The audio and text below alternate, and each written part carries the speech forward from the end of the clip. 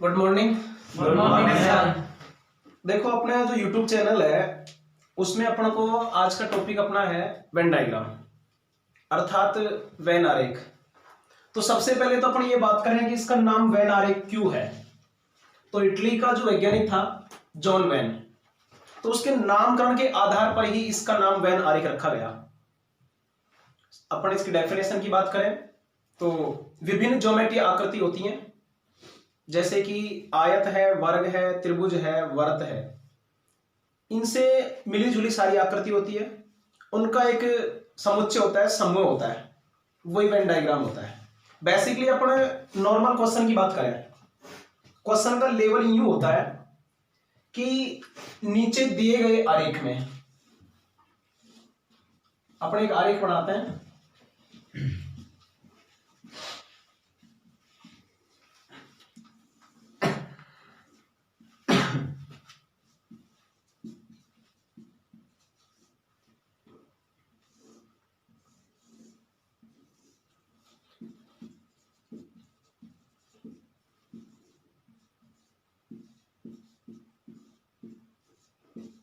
मैंने एक सिंपल सा क्वेश्चन लिखा है, ठीक है। अब ये क्वेश्चन की अपन लेवल की बात करें तो एकदम लो लेवल का क्वेश्चन अपन कह सकते हैं कि ये जो क्वेश्चन अपना प्री बीएसटीसी लेवल का है, ठीक है। जो जो आगे बढ़ेंगे क्वेश्चन का लेवल अपने ग्रेजुएशन लेवल तक पहुंचेंगे, ठीक है।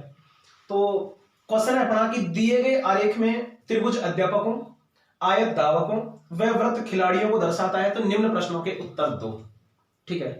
तो इस त्रिभुज के अंदर आने वाले तो कौन है? अध्यापक। आयत के अंदर आने वाले धावक और वृत्त के अंदर आने वाले खिलाड़ी। अब इसमें समझना आपको ये है, ओनली फॉर ये दो वर्ड होते हैं। एक तो शब्द यूज किया जाता है केवल और एक यूज किया जाता है कुल। तो केवल की बात करेंगे तो केवल वो उसी आरेख में होना चाहिए जिस वर्ड की अपन बात कर रहे हैं। जैसे मैं आपसे ये कहूं कि दिए गए आरेख में वे व्यक्ति जो केवल अध्यापक हैं, आंसर क्या होगा? 8। तो केवल अध्यापक 8 है, केवल धावक 2 है, केवल खिलाड़ी 6 है, ठीक है। तो केवल धावक की अपन बात कर रहे हैं, तो केवल धावक आपका आंसर 2 ही है। बट अपन कहें कि दिए गए आरेख में कुल धावकों की संख्या है 17। तो टोटल धावक की अगर अपन बात कर रहे हैं तो आयत के अंदर आने वाली सारी संख्या होनी है 7, 5, 3 और 2। ये टोटल धावक है, ठीक है। तो केवल कहा जाएगा तो केवल उसी आरेख में होना चाहिए, कुल कहा जाएगा तो पूरे आरेख के अंदर आना चाहिए, ठीक है। अब अपन बात करें कि दिए गए आरेख में वे खिलाड़ी जो धावक हैं लेकिन अध्यापक नहीं, आंसर क्या होगा? 3। दिए गए आरेख में वे खिलाड़ी अर्थात वृत्त में होना चाहिए, जो धावक हैं आयत में भी होना चाहिए लेकिन अध्यापक नहीं। अध्यापक नहीं की बात कर रहे हैं तो आयत में नहीं होनी चाहिए। तो ऐसी संख्या जो वृत्त और आयत दोनों में है, तो आंसर क्या होगा? 3 होगा। अगर कहा जाए कि दिए गए आरेख में वे खिलाड़ी जो धावक के साथ साथ अध्यापक भी हैं, आंसर क्या होगा? आंसर 7 है, 3 आरेखों में है। अच्छा, अब क्वेश्चन है अपना कि अंक 6 दर्शाता है, 6 इसमें 2 है, 2 है तो इसको अपने 16 मान लेते हैं जैसे। अब सवाल है कि अंक 6 दर्शाता है वे अध्यापक धावक जो खिलाड़ी तो है, वे अध्यापक खिलाड़ी जो धावक नहीं है, क्योंकि ये आयत में नहीं है। अब ये तो अपना बेसिकली एक सिंपल क्वेश्चन हो गया कि जो अपन कंपटीशन की बात करें तो कंपटीशन का लेवल ये अपन नहीं कह सकते, ओनली फॉर प्री बीएसटी से अपन ये कह सकते हैं, ठीक है। अब इसी क्वेश्चन को अपन और थोड़ा डीपली पढ़ना चाहें, इसको तो मिटा दूं ना मैं? अच्छा, तो लिखो, आप एक क्वेश्चन नोट करो।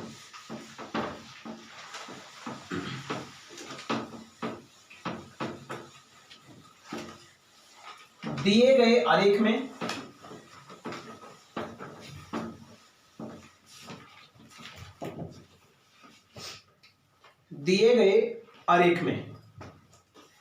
आयत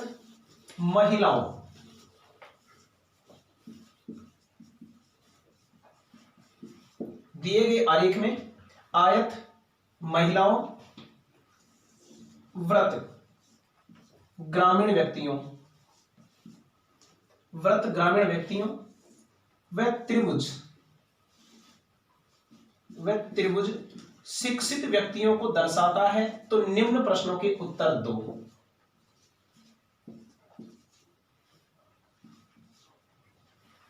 ठीक है, अब इधर देखो आप बोर्ड की ओर, ये अपने पास डायग्राम है। इस आयत के अंदर आने वाली तो क्या है? महिला है। त्रिभुज के अंदर आने वाले शिक्षित है, और इस वृत्त के अंदर आने वाले ग्रामीण है। ठीक है, अब अपना पहला क्वेश्चन इसमें यह है कि आरेख में महिलाओं की कुल संख्या है। महिलाओं की कुल संख्या है, तो महिलाओं को दर्शा क्या रहा है? महिलाओं को आयत दर्शा रहा है ना। आयत के अंदर आने वाली सारी महिला हैं। एक महिला शिक्षित भी हो सकती है, एक महिला ग्रामीण भी हो सकती है ना। बात अपन महिलाओं की कर रहे हैं। तो आयत के अंदर आने वाली 7, 3, 1, 6, आंसर यही होगा ना। टोटल कितना होना है? 17 होना है। तो दिए गए आरेख में महिलाओं की संख्या है तो 17 है। ठीक है, अगर कहा जाए कि दिए गए आरेख में शिक्षित व्यक्तियों की कुल संख्या है 14, दिए गए आरेख में शिक्षित व्यक्तियों की कुल संख्या है तो 8, 10, 13 और 1 14। ठीक है, बट क्वेश्चन ये नहीं, क्वेश्चन अपन ये पढ़ेंगे कि आरेख में पुरुषों की कुल संख्या है।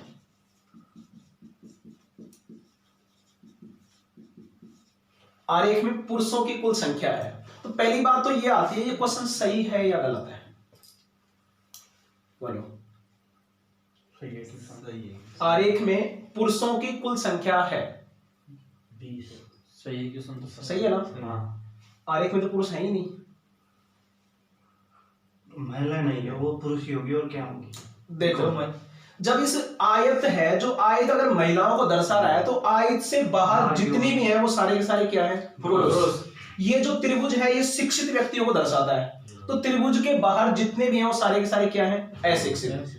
जब इस व्रत के अंदर आने वाले ग्रामीण हैं तो व्रत के बाहर जितने भी हैं वो सारे के सारे क्या है? शहरी। ठीक है ना। अगर इसमें नवयुवक दिया जाता बाकी सारे वृद्ध होते, विवाहित दिया जाता बाकी सारे अविवाहित होते। ठीक है, अगर सरकारी कर्मचारी दिया जाता बाकी सारे प्राइवेट वर्कर होते, क्योंकि ये एक व्यक्ति विशेष को दर्शाता है। अब इस सवाल में अगर आपसे ये कहा जाए कि आरेख में केवल महिलाओं की संख्या है तो आंसर क्या होगा? 6। आरेख में केवल महिलाओं की संख्या, महिलाओं के साथ भी तो है 17 महिला। तो इस सवाल में ये सवाल तो हो ही नहीं सकता इस आरेख में कि केवल महिलाओं की संख्या, तो ये क्वेश्चन अपना रॉन्ग है। ठीक है, इसमें केवल शब्द नहीं होगा ऐड कभी भी, राइट। तो अब सवाल है कि आरेख में पुरुषों की कुल संख्या है, तो आयत के अलावा अपने पास जितनी भी संख्या है तो 10, 2, 8, तो आंसर कितना हो गया? 20। तो आरेख में पुरुषों की संख्या है तो आंसर अपना 20 है। ठीक है, अब क्वेश्चन है अपना कि आरेख में अशिक्षित व्यक्तियों की कुल संख्या है, आंसर क्या होगा? आरेख में अशिक्षित व्यक्तियों की कुल संख्या है, तो शिक्षित को क्या दर्शा रहा है? त्रिभुज दर्शा रहा है ना। इस त्रिभुज के अलावा जितने भी हैं वो सारे के सारे अशिक्षित, तो आरेख में अशिक्षित व्यक्तियों की संख्या है तो 10, 7 और 6। ठीक है, अगर सवाल हो कि अंक 7 दर्शाता है, अंक 7 दर्शाता है, तो 7 का अंक यहाँ पे है ना, यहाँ पे है तो ये महिला भी है और ग्रामीण भी है, लेकिन ये शिक्षित तो नहीं है ना, अशिक्षित है, तो अशिक्षित ग्रामीण महिला है। अगर सवाल हो कि अंक 2 दर्शाता है, अंक 2 दर्शाता है ग्रामीण, तो शिक्षित ग्रामीण पुरुष, क्योंकि आयत में तो नहीं है ना, आयत में नहीं है तो पुरुष है, तो शिक्षित ग्रामीण पुरुष। ठीक है, ये थोड़ा सा लेवल अपना ये आगे बढ़ता है। ठीक, नेक्स्ट लेवल की बात करें अपन,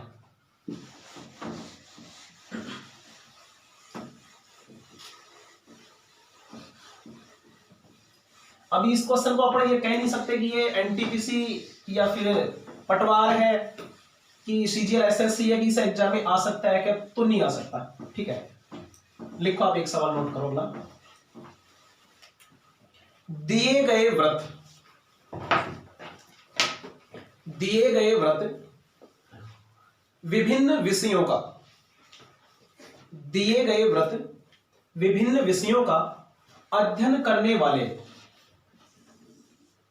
दिए गए व्रत विभिन्न विषयों का अध्ययन करने वाले विद्यार्थियों को दर्शाते हैं। दिए गए व्रत विभिन्न विषयों का अध्ययन करने वाले विद्यार्थियों को दर्शाते हैं। तो निम्न प्रश्नों के उत्तर दो।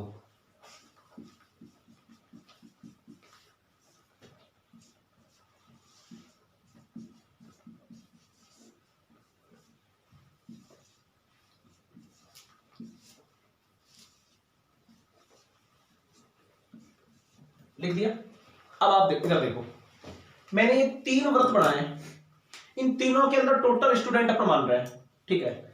ये सारे के सारे अलग अलग सब्जेक्ट भी पढ़ रहे हैं, अपने पास हिंदी भी है, गणित भी है और अंग्रेजी भी है। तो इस व्रत के अंदर आने वाले तो क्या पढ़ते हैं? अंग्रेजी, इसमें आने वाले गणित और इसमें आने वाले हिंदी। अगर कोई संख्या इन दोनों आरेखों के अंदर है तो इसका मतलब वो हिंदी भी पढ़ता है और वो अंग्रेजी भी पढ़ता है, ठीक है। अब इस क्वेश्चन से डायग्राम अपना ये है, एकदम बेसिकली क्वेश्चन की मैं बात करूं, वो 5 क्वेश्चन कि जिनका आंसर आपके पास सबके पास है, बट उनका एग्जाम में कोई वजूद नहीं है। पहला सवाल है अपना कि दिए गए आरेख में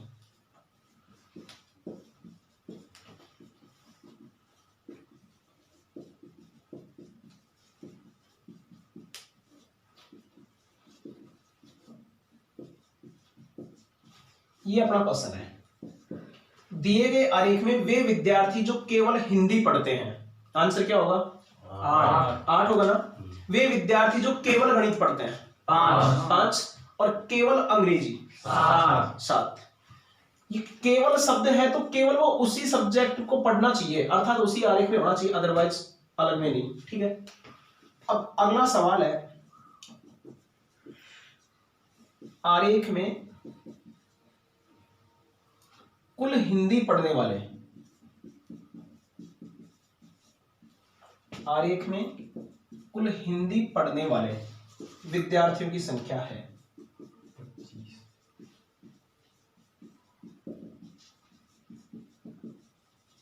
मैंने एक शब्द बोले थे पहले आपको, एक तो केवल और एक कुल। यहां पे अपने पास शब्द है केवल, यहां पे अपने पास शब्द है कुल, कि आरेख में कुल हिंदी पढ़ने वाले विद्यार्थियों की संख्या है। तो टोटल हिंदी के आरेख में आने वाले सारे कैंडिडेट होंगे ना। ये विद्यार्थी हैं तो ये हिंदी के अलावा गणित भी पढ़ रहे हैं, बट बात तो हिंदी की कर रहे हैं ना, तो हो सकता है यहाँ पे है तो ये इंग्लिश भी पढ़ रहे हैं, ठीक है। तो आरेख में कुल हिंदी पढ़ने वाले विद्यार्थियों की संख्या, तो ये संख्या अपने पास 8, 1, 10 और 6 यही होगी। अच्छा, सवाल अपने पास है कि आरेख में वे विद्यार्थी जो केवल अंग्रेजी व गणित पढ़ते हैं, आंसर क्या होगा? आरेख में वे विद्यार्थी जो केवल अंग्रेजी व गणित पढ़ते हैं 3 है। वे विद्यार्थी जो केवल हिंदी व अंग्रेजी पढ़ते हैं 6 और केवल हिंदी व गणित 1। ठीक है। सवाल है कि तीनों विषयों का अध्ययन करने वाले विद्यार्थियों की संख्या है 10 है। लेकिन अगर मैं कंपटीशन की बात करूं तो कंपटीशन में इनमें से तो कोई भी सवाल नहीं आएगा, ठीक। उस लेवल पे अपन पहुंचते हैं कि जो लेवल प्रेजेंट में कंपटीशन में आता है। डायग्राम वही है, क्वेश्चन इसी में से होने हैं।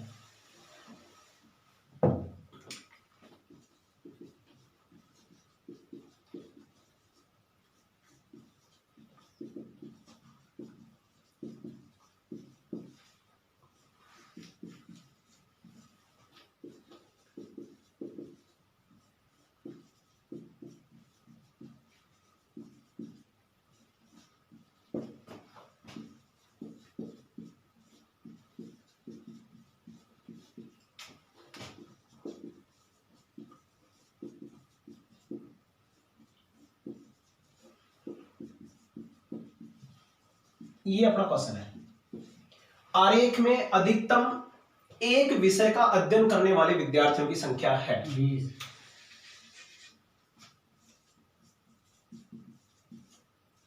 आरेख में अधिकतम एक विषय का अध्ययन करने वाले विद्यार्थियों की संख्या है, तो आंसर क्या है?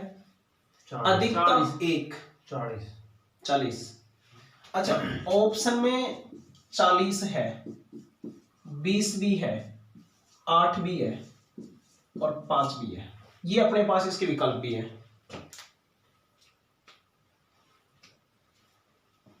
आरेख में अधिकतम, एक सवाल तो ये था, इन दोनों क्वेश्चनों को समझना है।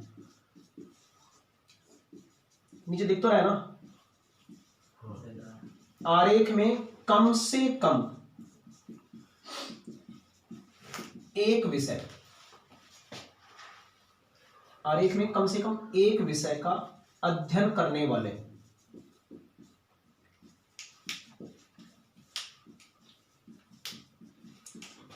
विद्यार्थियों की संख्या है। 5।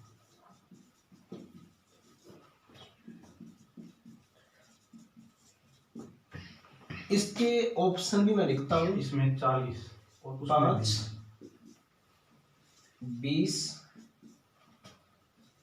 30 और 40। ये दो क्वेश्चन है, आपको समझना है अधिकतम और कम से कम, ये दो वर्ड है। आरेख में अधिकतम एक विषय का अध्ययन करने वाले विद्यार्थियों की संख्या है। अधिकतम का मतलब कि उससे ज्यादा नहीं होना चाहिए, कम कितना भी हो, ठीक है। और आरेख में कम से कम एक विषय, अर्थात एक से कम नहीं होना चाहिए, अदरवाइज एक से ज्यादा कितना भी हो, ठीक। तो आरेख में अधिकतम एक विषय का अध्ययन करने वाले विद्यार्थियों की संख्या, तो अधिकतम एक, देखो 8, 5, 7, ये आपका आंसर होना है। 8, 5, 7। तो आरेख में अधिकतम एक विषय का अध्ययन करने वाले विद्यार्थियों की संख्या टोटल कितना हुआ? 20 ना। आरेख में कम से कम एक विषय का अध्ययन करने वाले विद्यार्थियों की संख्या 40।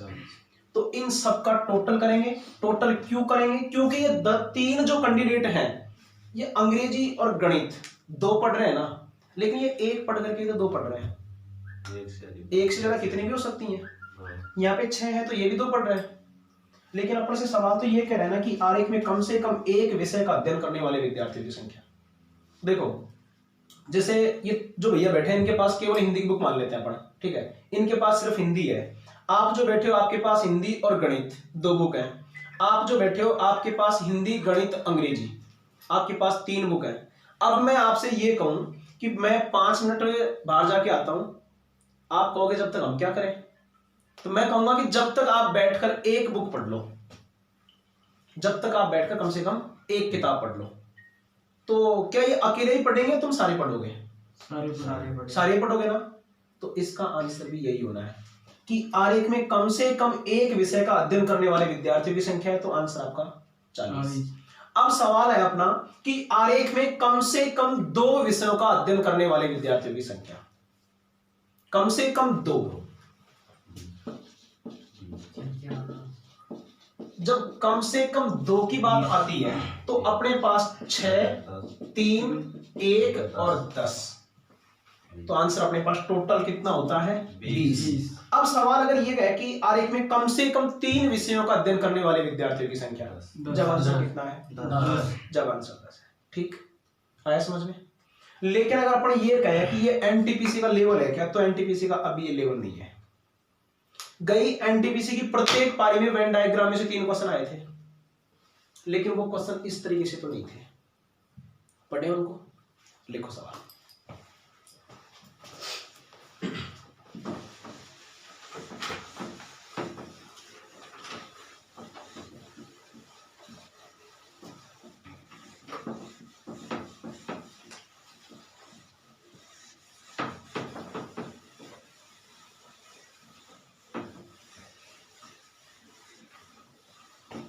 नोट करो क्वेश्चन। एक क्लब के 45 खिलाड़ियों में से, एक क्लब के 45 खिलाड़ियों में से 25 क्रिकेट, एक क्लब के 45 खिलाड़ियों में से 25 cricket, 17 football, 25 cricket, 17 football, 20 hockey,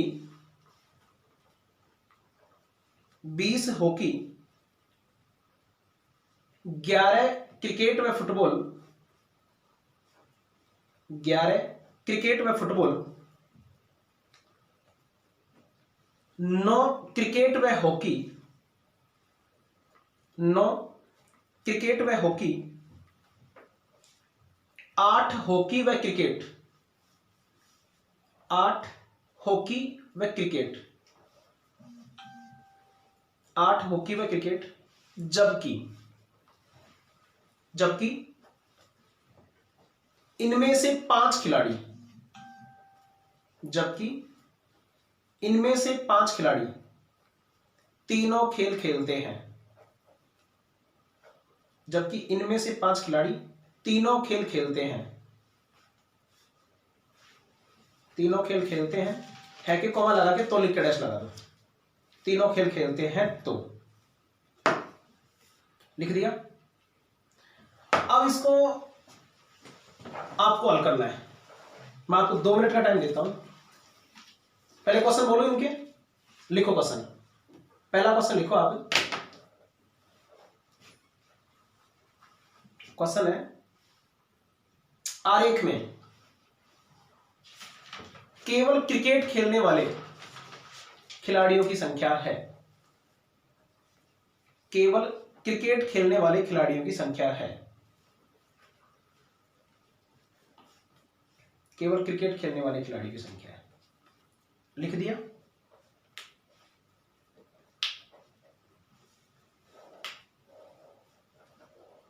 second question लिखो, अधिकतम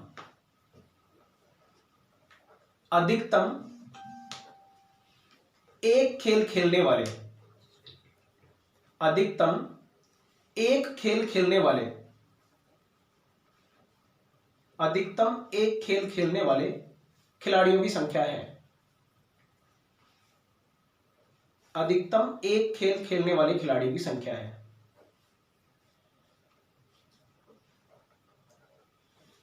ठीक है, एक क्वेश्चन और लिखना है। क्लब के कितने खिलाड़ी, क्लब के कितने खिलाड़ी केवल क्रिकेट व हॉकी खेलते हैं, क्लब के कितने खिलाड़ी केवल क्रिकेट व हॉकी खेलते हैं।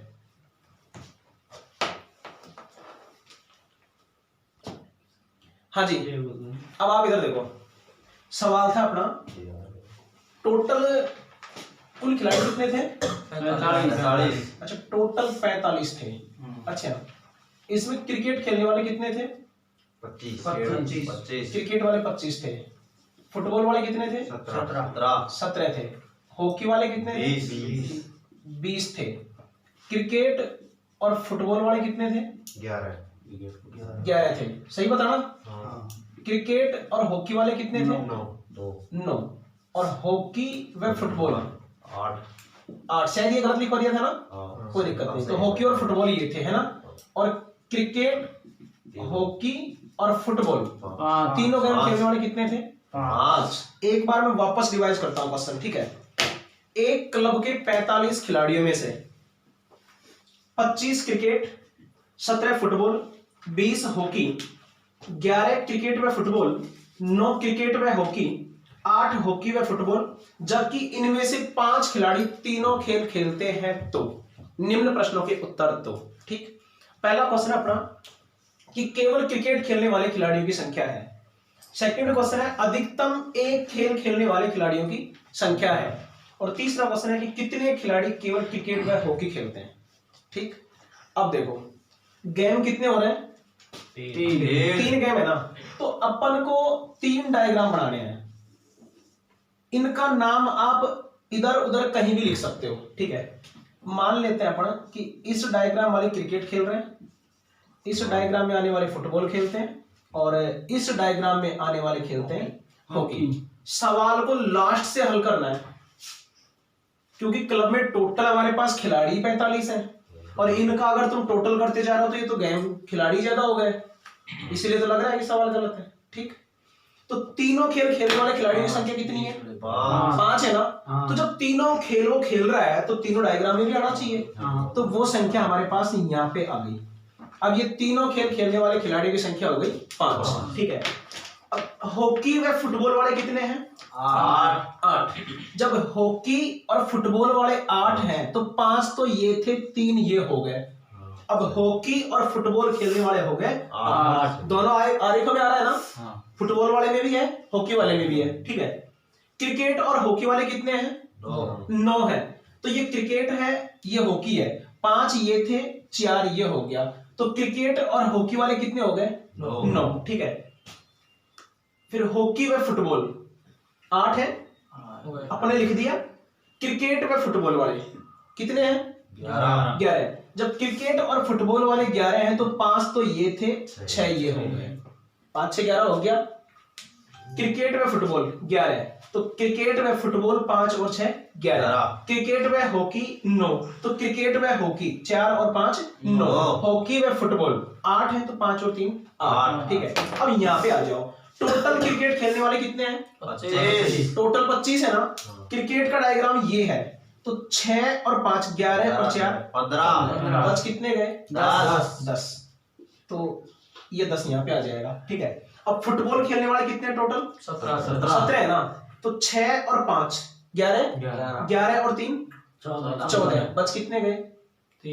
3। ये यहाँ पे आ जाएगा। अब हॉकी वाले कितने हैं? 20 है, तो 4 और 5 9, 9 और 3 12। बच कितने गए? 8 बच गए, ठीक है। इनका टोटल करो एक बार। 10 और 8 18, 18 और 3 21, 21 और 6 27 और 3 30 और 5 35 और 4 39। अब हमारे पास खेलने वालों की जो संख्या आई है वो कितनी आई है?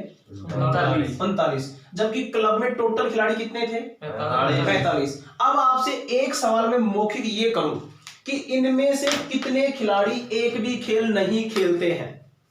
तो 6। टोटल कितने थे? 45। खेलने वाले कितने हैं? 45। तो नहीं खेलने वाले कितने बच गए? 6। ठीक। अब पहला सवाल अपने पास ये था कि केवल क्रिकेट खेलने वाले खिलाड़ियों की संख्या है, तो केवल क्रिकेट खेलने वाला आपके पास कितना है? 10 है ना? तो आंसर आपका हो गया 10। अधिकतम एक खेल खेलने वाले खिलाड़ियों की संख्या। अब ये वापस वही सवाल हो गया जो इससे पहले अपन ने डायग्राम बनाया था, ठीक है। तो अधिकतम एक खेल, तो 10 3 और 8। 10 3 और 8 अधिकतम ये हो गया। कितने खिलाड़ी केवल क्रिकेट व हॉकी खेलते हैं? अब केवल क्रिकेट व हॉकी खेलने वाले कितने हैं? 4। अगर यहाँ पे आपको केवल शब्द नहीं लगाया जाए और आपसे सवाल ये पूछा जाए कि आरेख में वे खिलाड़ी जो क्रिकेट व हॉकी खेलते हैं, तो उसमें आपका 5 भी इंक्लूड हो जाएगा, क्योंकि उसके लिए मना नहीं किया गया है। तो गई एनटीपीसी की प्रत्येक पारी में ऐसे सवाल थे, उनमें से 3 सवाल पूछे गए। डायग्राम नहीं दिया था? नहीं, डायग्राम उन्होंने नहीं दिया था। मैं वो सवाल भी लिखाऊंगा अभी कि जो प्रॉपर एग्जाम में ही था, ठीक है। आया समझ में? यस। हाँ जी, रेडी? यस। सवाल मैंने लिखा है, मैं एक बार इसको रिवाइज भी करता हूं, ठीक है ना। एक कॉलेज के सभी 3200 विद्यार्थियों में से 2400 को अंग्रेजी, 1700 को तेलुगु, 800 को हिंदी 1000 को अंग्रेजी व तेलुगु, 500 को अंग्रेजी व हिंदी, 300 को तेलुगु व हिंदी, जबकि केवल 100 को तीनों भाषाएं आती है। ये अपना क्वेश्चन है। कॉलेज के कैंडिडेट है, 3200 विद्यार्थी हैं, उनमें से अंग्रेजी पढ़ने वाले भी हैं, तेलुगु वाले हैं, हिंदी वाले भी हैं। कुछ स्टूडेंट ऐसे भी हैं जिनको अंग्रेजी और तेलुगु भी आती है, ठीक है।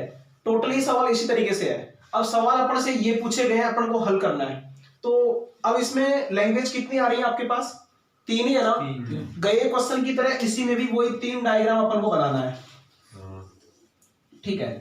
तो एक तो आपके पास है अंग्रेजी, यहाँ पे मान लेते हैं अपन अंग्रेजी, और एक है अपने पास तेलुगु, यहाँ तेलुगु मानते हैं, और एक है अपने पास हिंदी है, यहाँ हिंदी मान लेते हैं।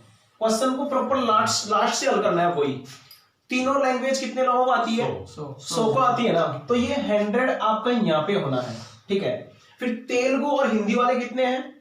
300 हैं, तो ये तेलुगु है, ये हिंदी है। जब वो 300 थे तो 100 तो ये है और 200 ये है, हो गया 300। और अंग्रेजी और हिंदी वाले 500 है ना, तो अंग्रेजी, ये अंग्रेजी व हिंदी जब 500 है तो 100 तो वही थे, ये कितने हो गए 400, ठीक है। अब अंग्रेजी और तेलुगु 1000 है, तो ये अंग्रेजी है, ये तेलुगु है। जब 100 तो वो थे और ये हो गए 900। अब आप ऊपर आ जाओ टोटल इंग्लिश वाले, तो इंग्लिश पढ़ने वालों की संख्या कितनी है 2400 है ना। तो इंग्लिश का डायग्राम ये है, तो 900 और 100 1000 और 400 1400, जबकि टोटल कितने थे 2400, कितने बच गए 1000, ठीक है। अब तेलुगु वाले टोटल कितने हैं 1700।